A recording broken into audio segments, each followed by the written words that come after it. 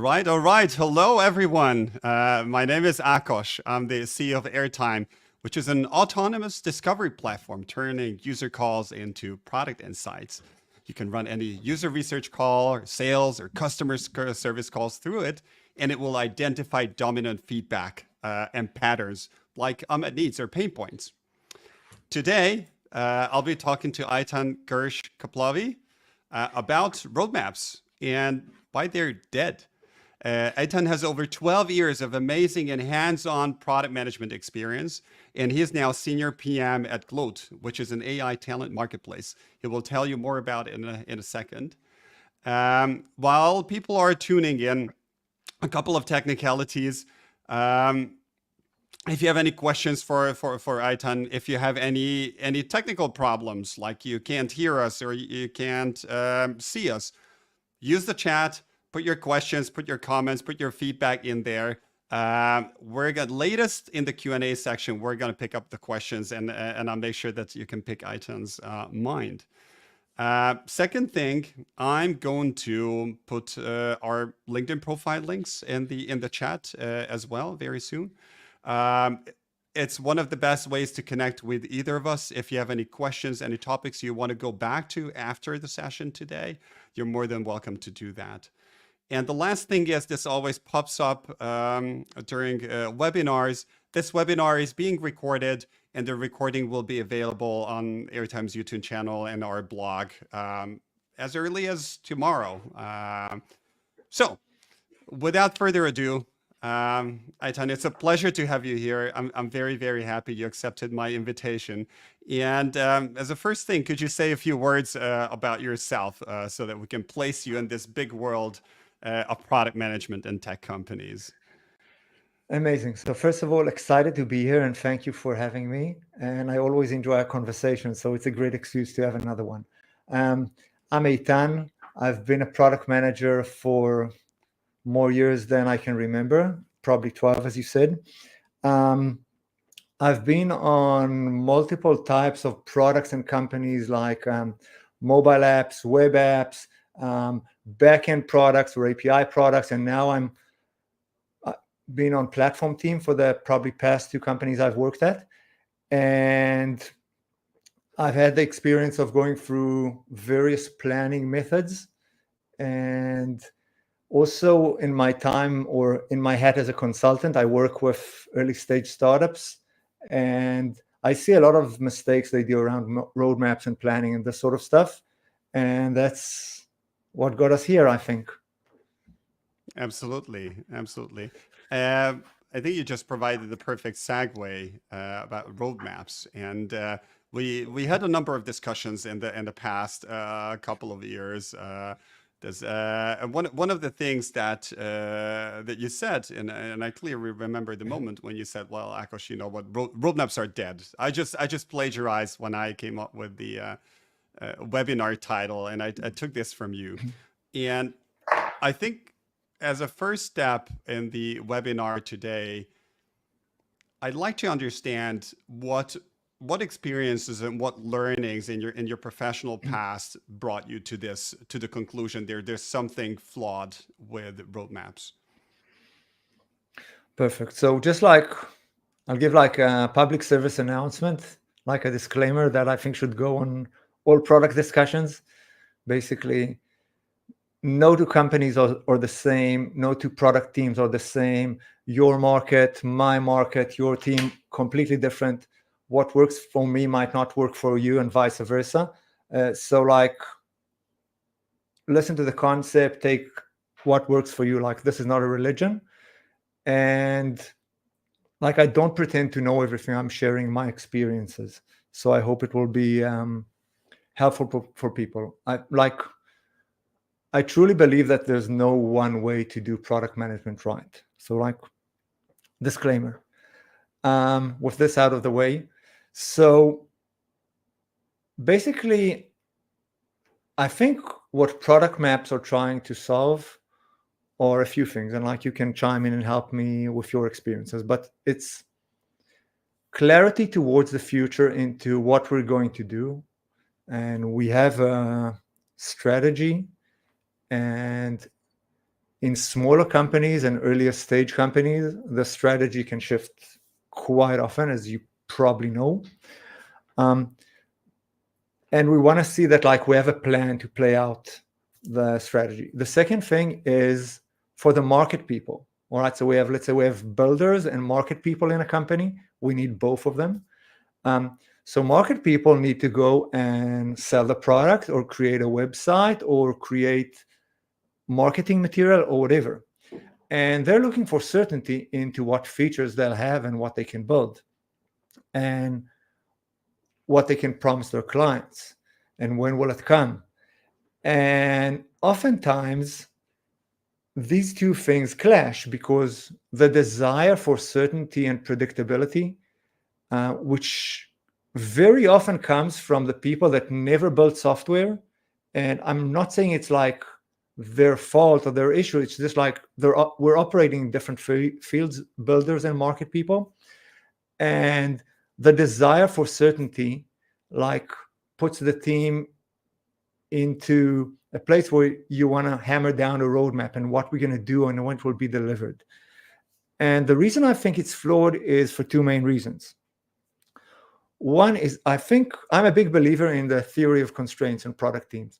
You should always identify your biggest bottleneck and put most of your efforts into that. And if you're going to ask me what my biggest bottleneck will be 6 months from now, which is basically a roadmap, you're asking me to commit, this is what I'm going to work on 6 months from now, sometimes 3 months, sometimes a year. Like obviously if it was a model, that the certainty would decline over time. And like I'm committing to work on something and resources and shipping something, which when the time comes to work on it might not be the biggest leverage or the biggest impactful effort that I'm going to work on. That's like one thing I don't like. And I found myself working on features that are very low impact, but I committed to them earlier. The second thing is the backlog starting to get full with commitments, like either by, it can be like malice or it can be by innocent. So I've met like market people that wanted to push their agenda into the product. So they started committing to clients and filling the backlog and basically trying to own the roadmap by giving client commitments. That's like very bad situation, different discussion to have about that and how to solve that. But also just like account managers and salespeople and marketing people, amazing ones, not bad ones at all, but they do need to give commitments. Or they do want to give commitments. And these commitments start to fill up as you have more and more clients because this account needs one thing and this account needs one thing and this conference you want. And suddenly you have like 4 or 5 commitments on your plate, which are not necessarily the things that you would decide to focus on as a product manager. Those are very interesting points. I've in a recent discussion, I've come across another phenomenon. Which was, I was talking to my counterpart and he told me, well, we don't really need to like work on the roadmap because I have just so many items. It's filled for the next 2 years. And this comment and this feedback came at a time when I asked, oh, how about exploring changing user needs and preferences? So just from what you said, it also reminded me of the fact that as product teams, it's easy to oversee some pattern changes and need changes that are happening right now because we have this sense of, or false sense of security that the roadmap is filled. We know what customers want, and this is what we're going to work on in the next 6-12 months. Totally. And I think that brings up like another point, which I feel with roadmaps is that we have a lot of discussions and a lot of effort and we nail the roadmap. We get it done. Everybody signs off and like we feel we won. It's like a sense of victory and everybody's like sense of alleviation, happiness. And in fact, that's like 100% bullshit. You did nothing by finalizing your roadmap. You just put words on paper and you can put anything you want on this paper. but you shipped nothing. Not yet, not yet at least. And Eitan has because roadmaps they're the prevalent method, right, to plan ahead what you build and what you don't build. And what I was wondering about is, has anything changed in the environment? Has anything changed in the pace of development in the market that sort of deems roadmaps, I won't say obsolete, but a bit more outdated as they were, let's say, 5 years ago? Mm-hmm. Um,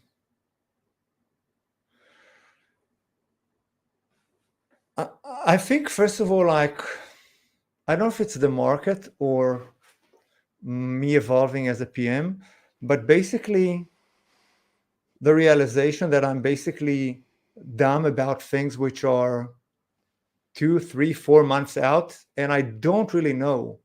And the fact that I put in a plan doesn't mean that it's the right thing. And if I revisit it like every month, I might change my mind about what the team should be focused on, or maybe my counterpart will argue and convince me, or present a different approach, or the market will present something else.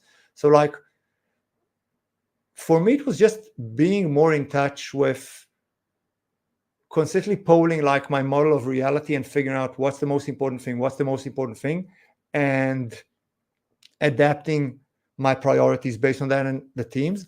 And the second thing, I think also, like, let's call it startup thinking or agile thinking or lean thinking, whatever tag you want to put on that, is becoming more and more common. Like, even marketing people know that and understand the benefit of quick cycles, being very maneuverable, and giving yourself optionality. Does that make sense? Okay. Yeah, absolutely. I think the word that I keep hearing is flexibility.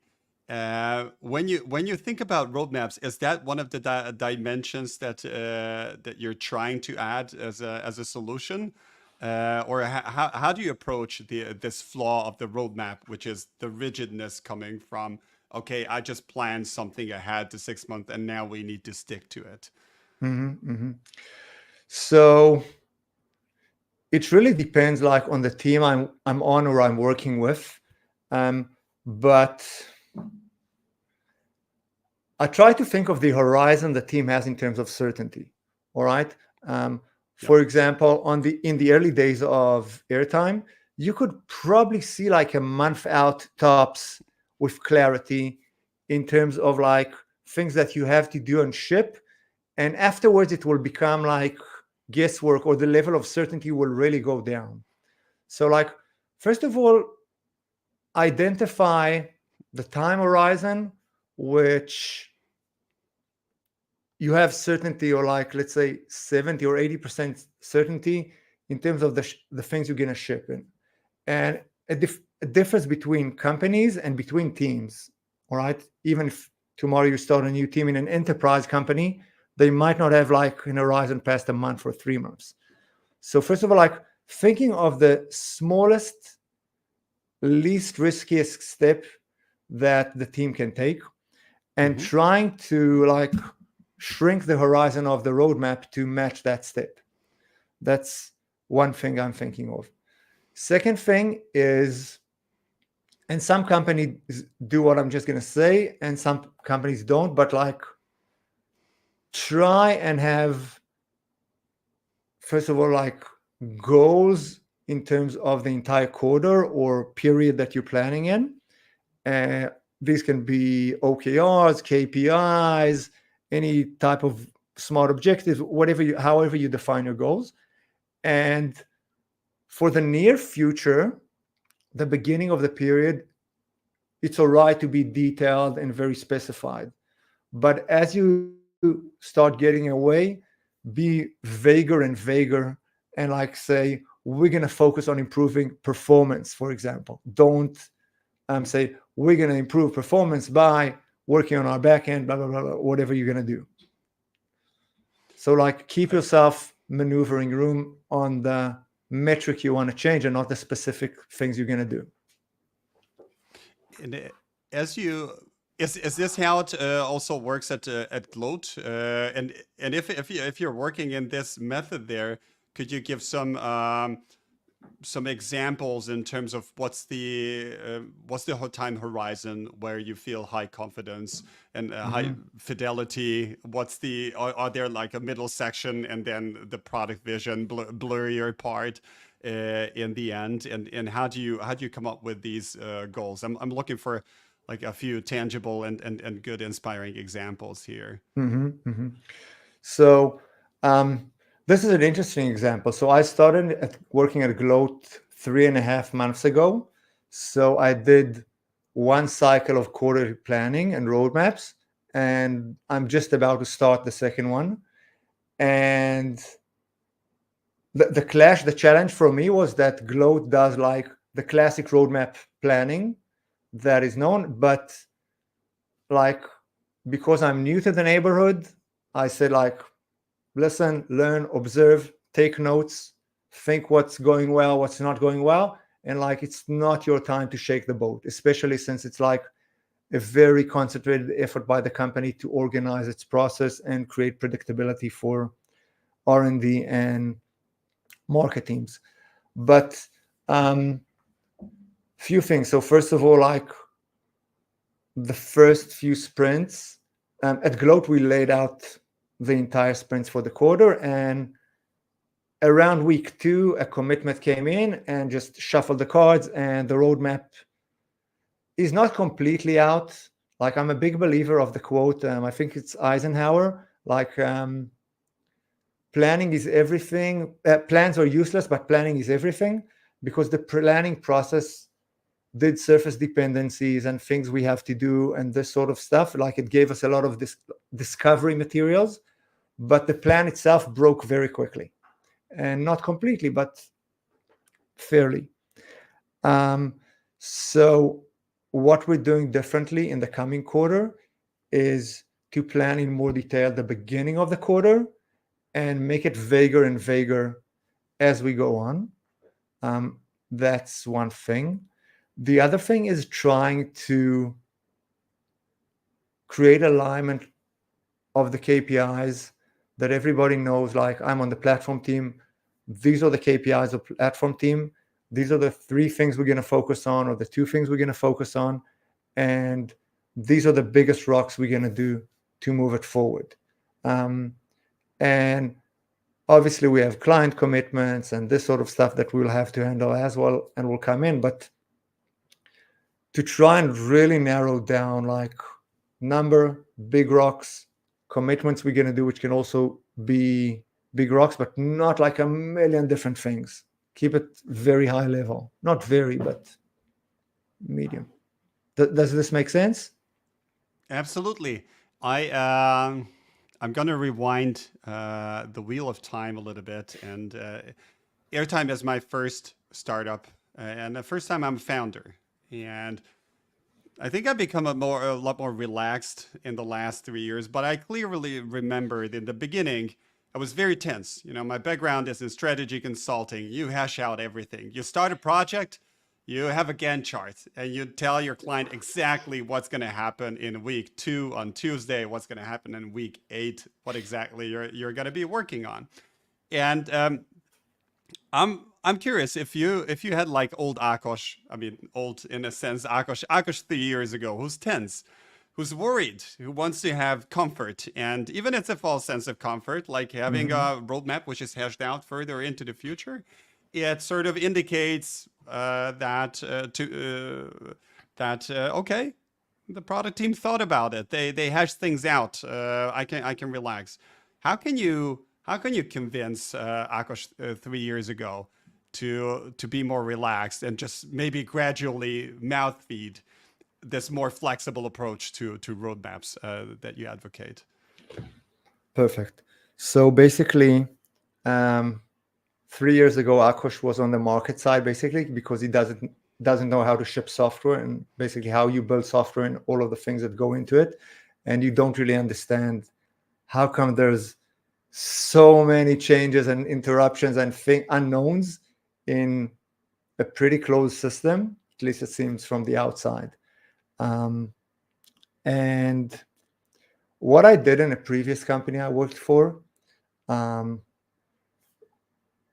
we worked in monthly cycles. I was able to like bring the team into monthly cycles. We had a quarterly plan in terms of big rocks and big numbers and KPIs, very, very, very open. And once a month, I would sit with the team lead, write down what we think are the most important things. Then I'd go to account managers, sales team, get like their coming up things in the coming month or important things, and rewrite the plan. Obviously, communicate as I go with VP R&D, VP product, VP sales, everybody that needs to know, just to make sure that I didn't miss anything. But Akosh knew that like these are the things I'm going to work on this month. But he also knew that I'm going to come to him again in 4 weeks, in a month's time, and ask him again, what are the most important things for you? So like there's always a polling cycle. And the window is like 1 month long. So if something is super important to you and it didn't go into the monthly plan, you're going to have a chance to pitch it again in a month or 5 weeks, whatever your cycle duration.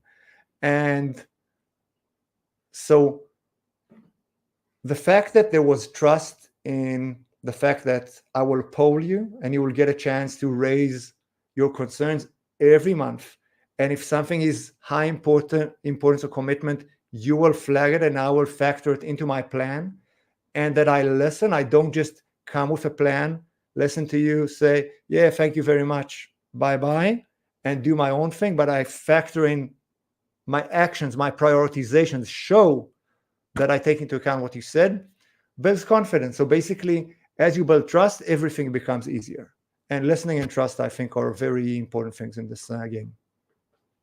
Yeah, this reminds me of a discussion I had with the user research leader from Stack Overflow, and she's she's a big believer of are research roadmaps. And when she described how she made a quarterly research roadmap, resembles a lot how you describe you like staying in touch with various stakeholders within the company and understanding their needs, and then giving comfort that their needs are reflected in this roadmap.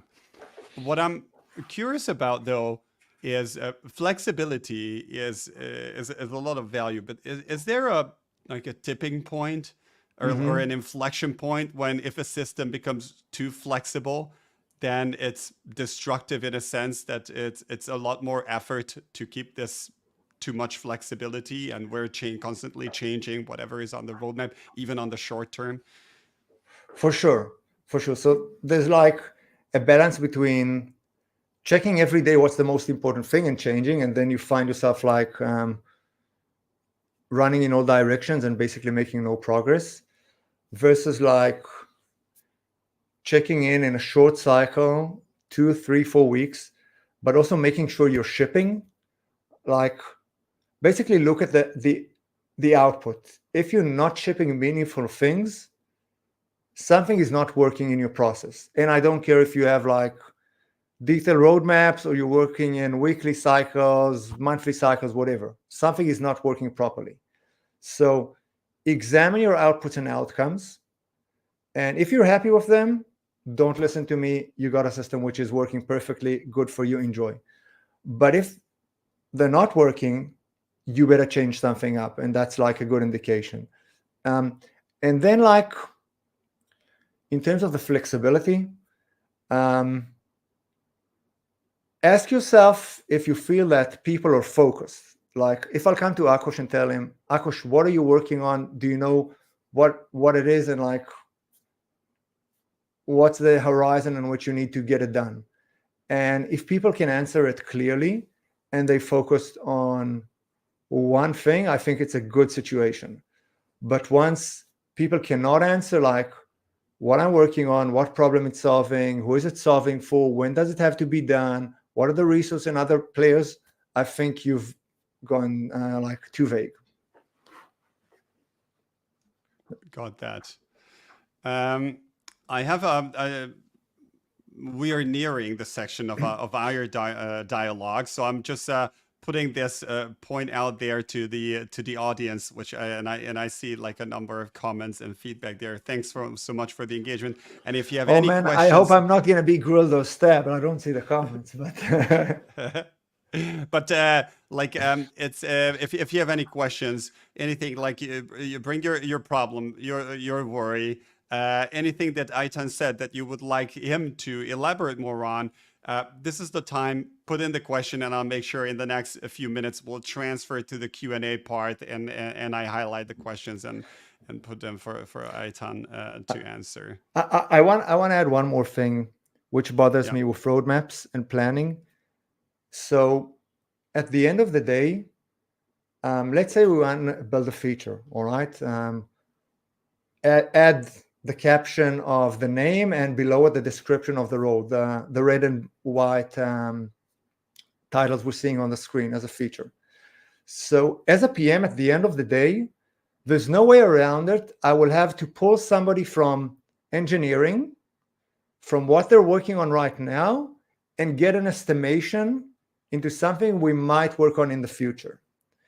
So road mapping basically means I'm taking you off of what you're working on now, which I decided now is the most important thing, hopefully, if I'm doing my job well, and work on something and give me an estimation and give me a quote and start like opening the code, looking into it, because you might not have an idea, and like invest energy, time, resources into something that you might build instead of focusing on things right now. And sometimes it can be very taxing on engineering teams, and I really don't like that. I can second that with my own experience, and I see with our tech team on like when I come around the corner with an idea, in some cases they say like, Akash, we need to run a spike. It's going to take us 2-3 days to look into this particular topic to be even able to have the knowledge to give you an estimate of what it would take, and then just multiply this. But if you have like a lot of requests from various departments in a bigger company, and this is only just to bring the knowledge to a point where the engineering team is confident enough to put an estimate on the table. Yeah, I'll try and answer the questions quickly because I think we're getting tight on time. I can stay longer if you want. Yeah. No, we're good. We're good. But let me. I'll just put Dennis's question. I'll highlight it so that everyone can see it. And this is about balancing resources between building new stuff and servicing existing. All right. This is a very painful topic. The truth is, like, I don't have a methodology for that. It's a lot of conversations with CS, like support people, how much stress are they having, how much they're serving as a bulletproof vest for me, and like getting bugs and stuff like this. The amount of bugs the team is carrying, like, are we fixing too many bugs or are we making forward motion? And and can we identify like the biggest things that we can focus on that will really reduce the amount of bugs? I think you should always have a balance. You can never say like, all right, we're going to stop now. We're only going to fix bugs. And in a month or 2 months time, we're going to start moving forward. I think that's a very bad recipe. So just make sure you have a balance. I don't know to tell you 20-80 or 50-50, depends on your system, but definitely don't stop forward motion because you're just giving your competitors a gift. Go ahead, like overtake me. Yeah, to build on top of your answer, I can share our approach, which I'm not claiming is the best out there, but what we're trying to do is like one third new stuff, 1/3 feature, 1/3 bug, 1/3 quality tickets. Obviously, with an early product skewed towards building new features and less focus. I'll add one thing on top of your approach, which is very common, like a good approach. First of all, have a discussion about it, have a decision about it, and revisit once a month. Is it working for you? Like, you will sit with your team next month. Are we happy about the third 3-3-3? Mixture, yes, amazing. Let's move on. No, let's reshuffle. Let's change. Yeah. I have the next question from Oded about focusing more on short term. I'll let you read through. It's a longer one. All right.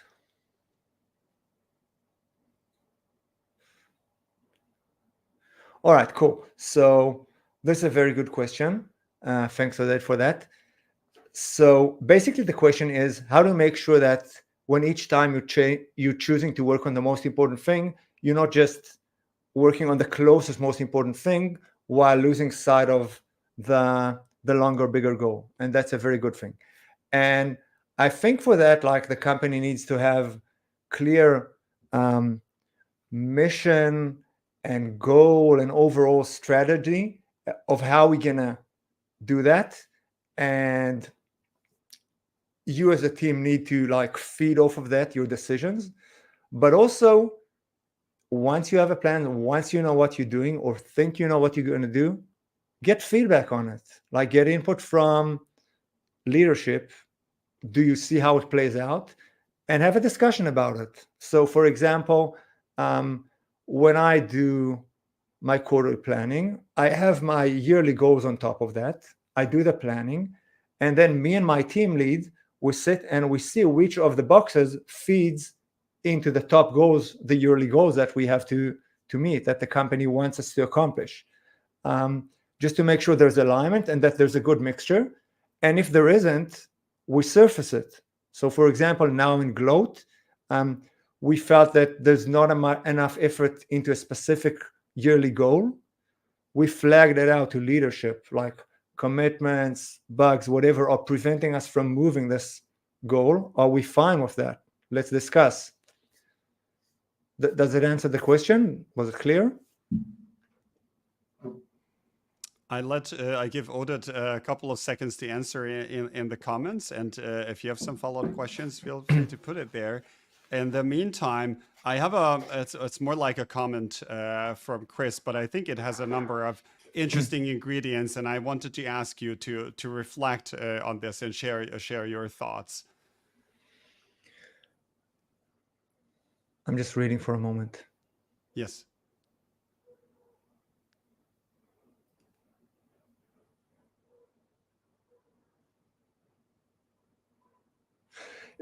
Definitely. Like, I think what Chris is talking about is like on a specific feature and not necessarily on the roadmap as a whole. And I totally agree that at some point you need to decide like what's going inside the feature. I don't think the word freeze is 100% accurate. Like, you can have discussions about removing things, or at least upfront you can say, this is not a must, and if we have time, we'll do it, but if not, we'll pull it out. But I totally agree around alignment and the thesis. Like, this is a problem we're solving. This is how we think we're going to solve it. This is who we're going to solve it for. This is how we're going to solve it. This is a feature, the design, and the different moving parts and teams. Let's go and build this. Like, and this is the amount of time or resources we want to allocate that. So I totally agree with that. Like, I don't have anything to add. Cool. I have a question from Ronald about aligning with stakeholders and about your experience and what approach you would suggest. Yeah, definitely. So I don't have like a good answer for that, but what I do have an example from my experience is that when we were able as a product team to give the C-level example that we're listening to them, we're going to ship products that they want to sell, we're listening, we're getting the market feedback from the sales team, the account teams, and we're putting work into that. And if they don't give us client commitments, specific client commitments, and move us from being a project company towards like a generic product company, it will actually allow them to resell the product more and more and more and more. And again, it comes back to communication and trust between the teams and experience, and also like sometimes going their way and showing them like, we did it your way. This was the result. Here's a different approach. Are you happy to try that? And understanding that it takes time, especially for people that do not build software. It's very bizarre to understand why you cannot know when a feature would be done for somebody who never built software. It takes time. I think, yeah. I'm just going to share a funny example, like a discussion I had with my technical co-founder the other day. We were talking about the ticket, and there are obviously story points for that. So I said, like, I don't know, like 5 points, it's 5 days. So I said, oh, amazing. So the feature is done in 5 days. He said, no, Akosh, there's a review cycles around that. So if you see like 5 points, maybe it's going to be 2 weeks, maybe it's going to be a week, but maybe it's going to be 2. And I'm doing my best to help you explain this, but this is just the nature of this. And I think in my case, the constant exposure to a fantastic co-founder who has the patience to explain to me all these technical details and how the technical process works, it helped to build a lot of trust for me towards the entire tech team. So I can just wanted to build on Eitan, your answer with this personal story, and I hope, Ronald, you find this a good answer from Eitan. If you have any follow-ups, feel free to share. So I want to build on what you just said, because I think it's a great example. So first off, like, the fact that you have an open discussion and understanding about that is great, because like you inform each other. I think also exploring different versions. I really like ShapeUp. The people from Basecamp put out a book. There's a free PDF version around ShapeUp, which I love. And I think like, I often recommend early stage startups that I work with that they read the book together, like the CTO and the CEO or whoever on the team, read the book together, decide what you like from that and pick and choose. But I think it can really help people understand some of these complexities and way to mitigate it. But mainly like have discussions around these things and educate people. But also you shouldn't be complacent to your technical co-founder, and you should keep pushing him into, why is it 5 points? Why is it taking a week? Why shouldn't we talking numbers? Like, I think it should always be this pressure to improve and get our process better. Yeah. That's a very good point. I don't see further questions in the chat. This is your last chance to ask Eitan, so put it in there if there's anything you were hiding so far, or if you don't want to do it now, get in touch with us afterwards. Like, add us on LinkedIn and feel free to have a bilateral chat. Eitan, from my side, I have a last question, and this is a question I asked from all of my guests. Before I do that, I see a question from Kimberly, so wonderful. I'm gonna give her priority over my airtime here. And here's her question about roadmaps. I'm picking between a couple. I'll share two, actually.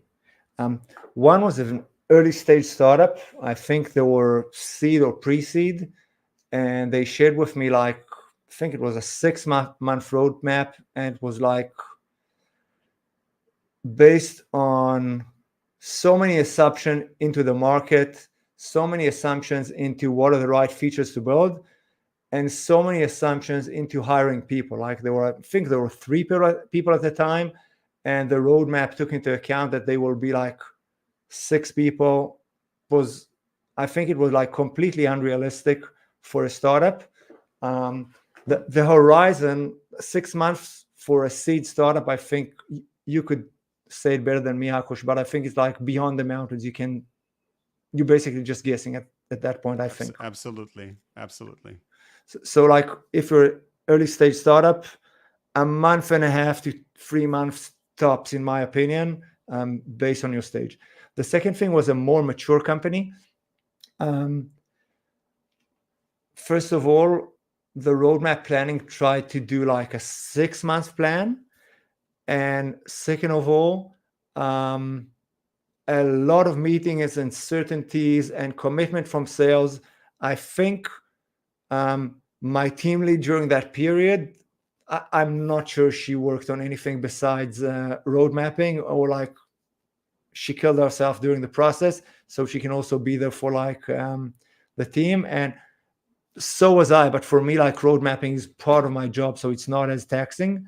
But the desire for certainty, the amount of arguments, salespeople arguing about what should go in, product people, account people, and just like, I don't think the roadmap was bad, but the outcome for the company culture was bad. Like we ended up losing trust in each other, going into different tribes, a lot of bad energy. I think that was the worst thing, like the impact on the culture. I see. I have an additional question from Nina, and she's bringing in a very interesting angle. What's your take on her question? Yeah, I think that's the right angle. Like you identify the big themes that you want to move the needle on, and you'll figure the details of what's the most impactful things you can do as you go. And it gives you, like, from a market point of view, or for the market people point of view in your company, it gives them like, all right, these are the things we're going to move forward without specific details. And to the building part of the company, it gives you the freedom as you get nearer to start figuring out what these things are and communicating them to the market people and getting feedback. So I really think that's the right approach. But it can be very challenging to shift the company to this sort of thinking. And yeah, all right, I'll leave it at that. A question building on this from Elira. Does this boil down to OKRs? No. I think OKRs are a way to do that, but also, as I mentioned, like you can do it the shape up way, which are like 6-week cycles, or you can do short monthly plans. OKRs, KPIs are just like one way of doing that. Many times, especially earlier teams or early stage startups, KPIs or OKRs are kind of a make-believe game, like numbers are. and also, I really like OKRs. They're a great and useful tool. But just like I said at the beginning of the conversation, people often become super religious and obsessed about them. And instead of understanding the concept that we want to have like a top line goal and important things that go downstream from that, they start focusing too much on the OKRs process and talking with everybody. And again, we end up doing a super resource intensive and expensive planning process instead of actually shipping work. Thanks for clarifying this. And I have a question now. It seems like we opened the bag of questions, and now they're pouring in. I'm really grateful to the audience. This is an amazing webinar. I love the flow and I love the dynamics as well as your answers. I'm just hoping I'm not talking shit and I'm making sense. So let me know if I'm talking shit. I'm definitely for my part, I can say I'm learning a lot from this discussion, and I'm curious what the audience will say. But I'm fairly positive it will be positive. So let's return our attention to Eric's question, which is about your approach and what's the biggest product delivery achievement you had with this. So like I've kind of discussed let's call it 3 main approaches. So let's like, one is really shortening the horizon for what you're planning, do a roadmap, but for a short period. One is like the shape up cycle method. And the third one is like have numbers or goals. Let's call it objectives. And as you go, figure out the details and the features you're going to build them. My biggest impact, the thing that I enjoyed the most, and I think really increased the velocity the most, was for me like the Basecamp approach. The team really liked it, and we were able to ship very fast. But we were operating in an area that we knew pretty well, so it was good for us. That was a good fit. So the shape up was great for us. And the second thing was when I worked in a company in which we were able to shift to the goals or KPI based goals. And we were able to, like, every month decide what's the scope of work for this month that will impact the goal. And the sales team, the market teams knew what numbers we're working to move and got like a say in and input into what we decided to ship. So these were my two favorite ones in terms of impact and product delivery velocity. Thanks so much for sharing. And I think those were the perfect final words, Eitan, because we're at the end of our time slot, already a minute beyond. Thanks so much for joining me today. It was an ultimate pleasure to learn from you and hear your thoughts. On top of that, I'd like to thank our amazingly engaged audience for all the questions and commentaries. I'm really grateful for that, and it's a pleasure doing webinars when I see so much engagement.